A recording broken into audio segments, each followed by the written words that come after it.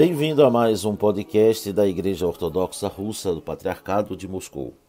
Eu sou o Padre Mateus, pároco da Paróquia São Mateus, na cidade do Recife, e hoje nós celebrando conforme o nosso lecionário e a nossa santa tradição, o dia do Espírito Santo, a segunda-feira posterior ao dia do Pentecostes da Santíssima Trindade.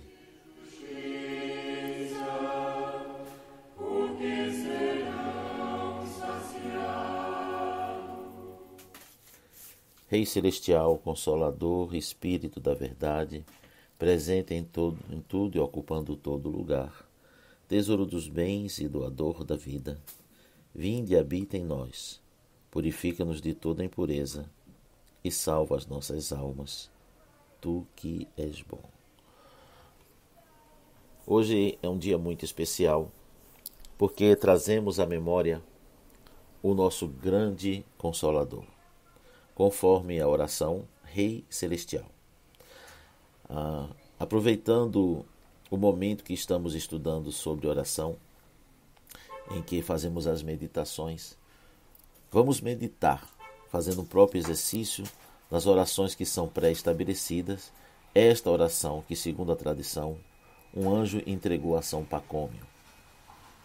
E vocês escutam sempre, e em toda parte, qualquer pessoa que vá a uma liturgia ortodoxa, qualquer ofício ortodoxo, e sempre qualquer pregação ortodoxa, certamente esta oração vai estar presente. Rei Celestial. Quando fazemos esta invocação, Rei Celestial, nós devemos perceber a realidade que traz esta afirmação. O Salmo 102 diz: O Senhor estabeleceu o seu trono nos céus, e nada escapa ao seu domínio. Isto na versão dos 70, ou Septuaginta, se for na versão dos Massoretas, é o Salmo 103. Quando São João, no Apocalipse, tem uma visão no dia do Senhor, ele também vê um portal, no qual uma voz ressoa e diz: sobe até aqui. E quando ele chega na dimensão da eternidade, da atemporalidade, ele é transportado do tempo presente para a dimensão da atemporalidade. A primeira coisa que São João vê é um trono e alguém sentado sobre ele. Ora, esta visão significa que também, como nos Salmos, que o universo tem um rei, tem um controle.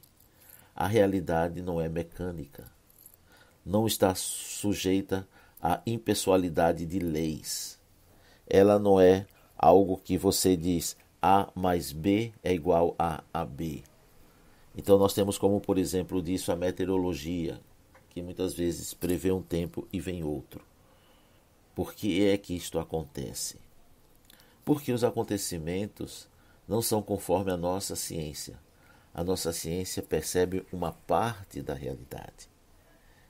Assim como nós contemplamos os raios do sol, mas não podemos contemplar o sol, somente a ciência percebe uma parte da realidade e sabe-se lá quantas vezes equivocadas, porque muitas vezes, e ao longo da história vem se mostrando isso, os conceitos científicos eles são mutáveis. Eles vão, o que é hoje não é amanhã, o que é amanhã, o que foi amanhã não será no outro dia, o que não é hoje será amanhã, e todas estas coisas. Muito bem, por isso nós temos a nossa confiança em Deus, quando diz que até os fios de cabelo das nossas cabeças estão contados e que não cai nenhuma folha ou um pardal sem o consentimento do nosso Pai Celeste.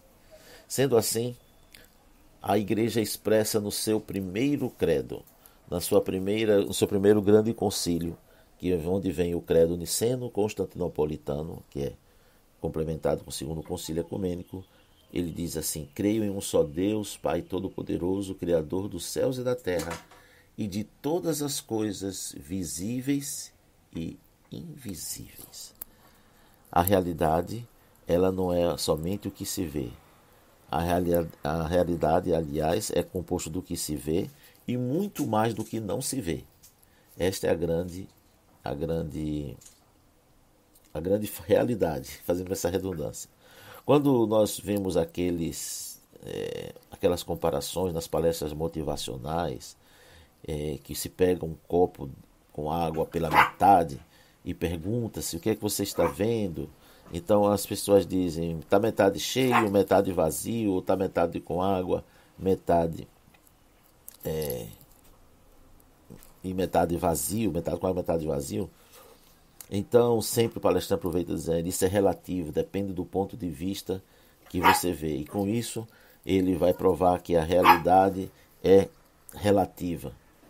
Só que tudo isso está equivocado, porque o copo está sempre cheio, estará sempre cheio, porque ele está preenchido com o ar, que tem peso e ocupa lugar no espaço.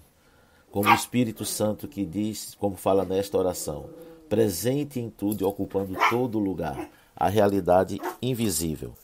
Então, esta realidade invisível não é contemplada, não é levada em conta, mas é ela quem governa todas as coisas, o Rei Celestial.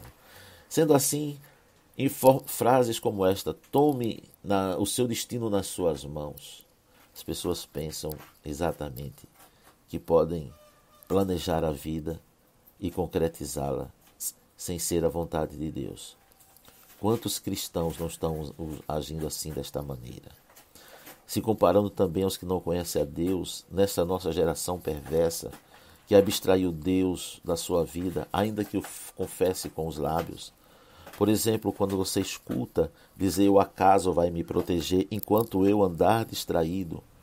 Olha a degradação da inteligência. Ele não crer num Deus pessoal, ele não crer num governador de todas as coisas, mas crer no acaso. O acaso vai me proteger. Não acredita que Deus possa estar cuidando da sua vida, cuidando da do outro, cuidando da do outro e do outro, do outro, embora cada digital seja individual, não se repita. Ou então, você é filho do universo, irmão das estrelas e aves, você merece ser feliz. Como o universo fosse o senhor da realidade e não a das realidades criadas.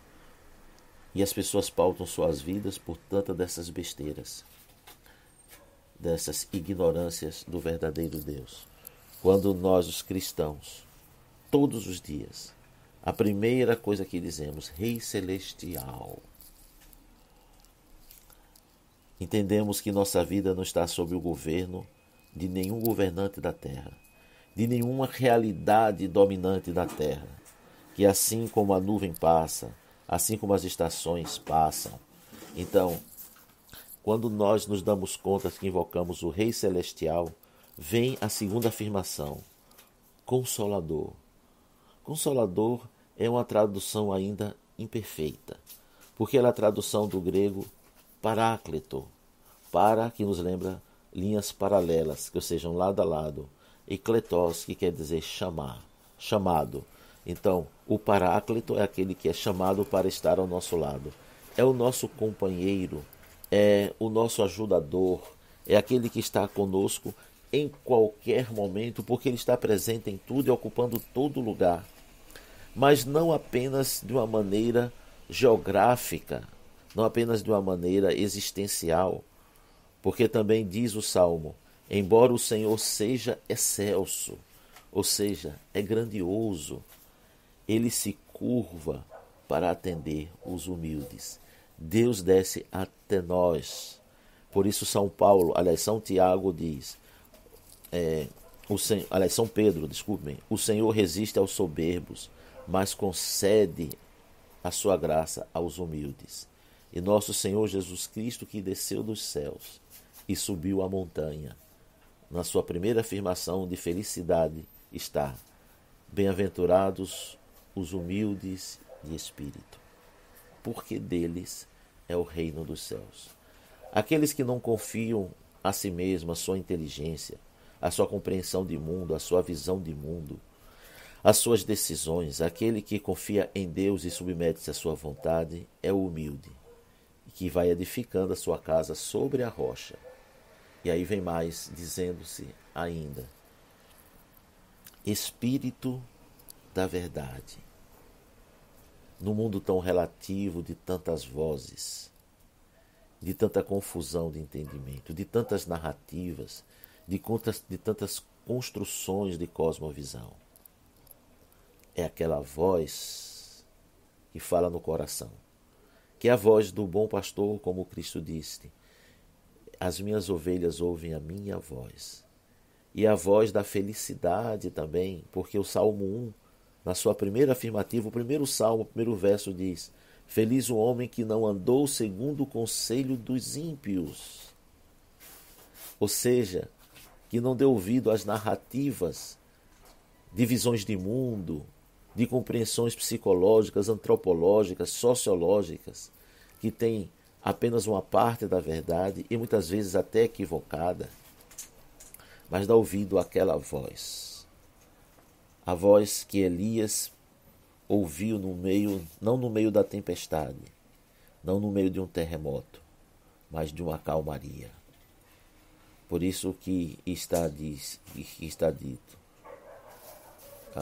Deus é meu refúgio e fortaleza, socorro bem presente na tribulação. Ainda que o mar esteja bravo, ainda que a terra estremeça, vem a voz que diz: aquietai-vos e sabei que eu sou Deus. Meus queridos, há tantas coisas a falar sobre o Espírito Santo, e nós podemos ver que ele é muito mais do que apenas as invocações pessoais, o servidor que nós pensamos que ele é.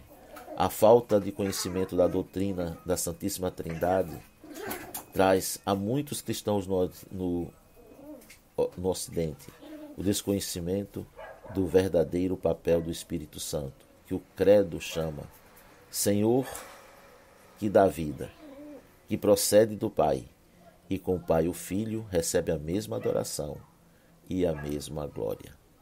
Vamos continuar a falar ainda mais sobre este assunto no próximo podcast. Que Deus nos abençoe e conceda a todos a mente de Cristo e não a mente do mundo.